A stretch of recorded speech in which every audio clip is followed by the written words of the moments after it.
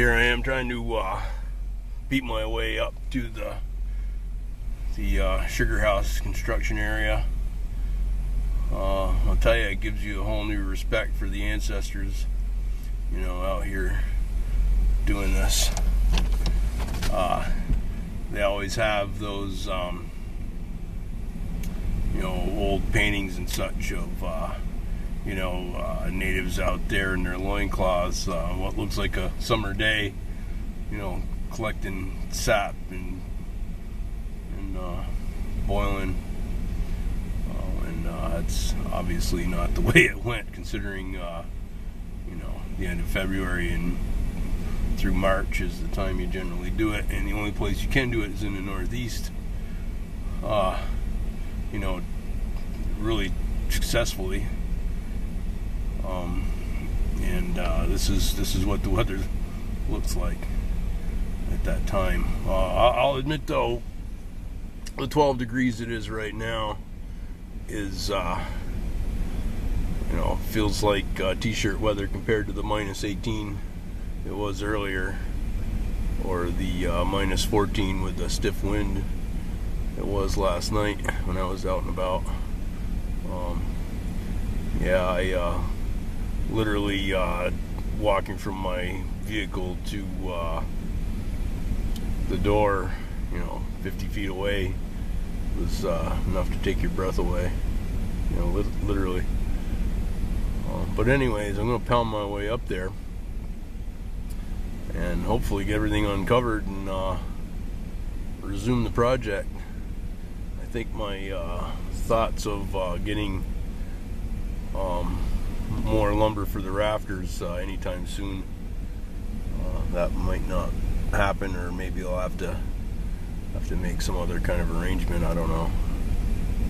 But anyways, storm's over, it's cleared off. I'm pretty sure we're supposed to see some temps by the end of the week into the mid to high 30s again, so maybe this will settle to a reasonable level and we'll get back at it again. Anybody who's interested, and I think I might have mentioned this in a video last year, I don't know, but there's a book called Indian Boyhood, and although the author, this is his first-hand account, I believe the book was written in like 1909, but this guy who wrote it, he lived still in the old ways with his people until he was 15 years old, when he got scooped up and stuck in a boarding school.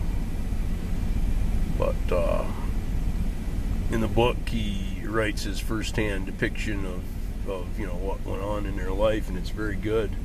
But there's one particular chapter where he discusses maple sugar production in some detail, and that's a real treasure because there's not a lot of that around.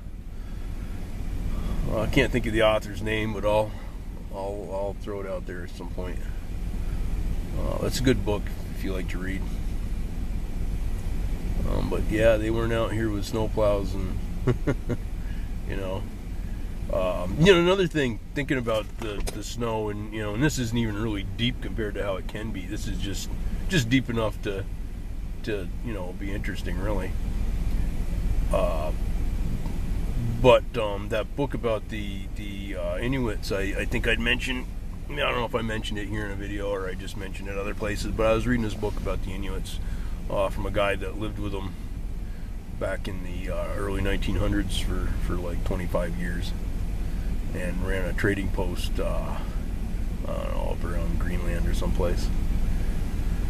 But he had an Inuit man working for him, and he asked the guy to go out and shovel some paths around the trading post, and the Inuit guy, who had grown up being used to, the deep snow, had no concept whatsoever of what he even meant, which is kind of interesting. It just shows that, one culture, lives with his environment, and the other culture is constantly fighting against it. And unfortunately, as much as I try, I'm still fighting against it most of the time. But you live, you learn, you go on. We're literally at any point, a couple of weeks from, having to adjust to living like that, or be at the mercy of some food line or something if things go sour quick, which they always could. The veneer of civilization is thin.